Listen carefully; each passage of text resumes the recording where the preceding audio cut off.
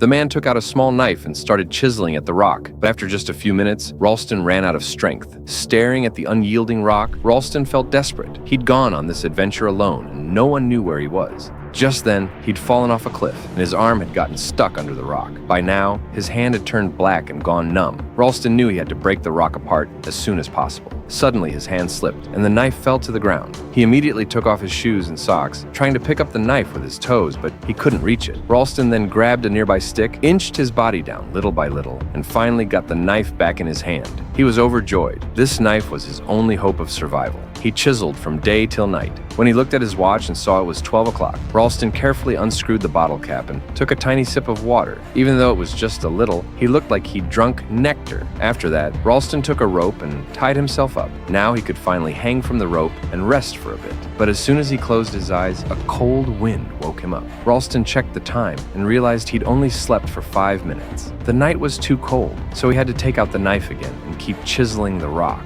That was the only way to keep his body warm. After a whole night, Ralston was completely exhausted. Suddenly, the morning sun shone through a crack. He happily stretched his foot toward the sun, savoring the hard-earned warmth. But the sun only stayed for a short while. In the afternoon, Ralston turned on his recorder and solemnly left his last words. There was only a little water left in his canteen, and he'd eaten all his food. Suddenly, some gravel falling from above gave him hope. He screamed wildly, "Please!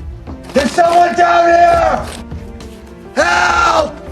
I'm in the canyon!" But only endless silence answered him. Looking at the footage on his camera, he seemed to come to terms with it all. It was all his fault. Why hadn't he told his family he was going on this adventure? Why did he have to come to this damn cliff? But then he thought of his family, and he decided to fight one more time for himself. Do you think he could get out of this predicament?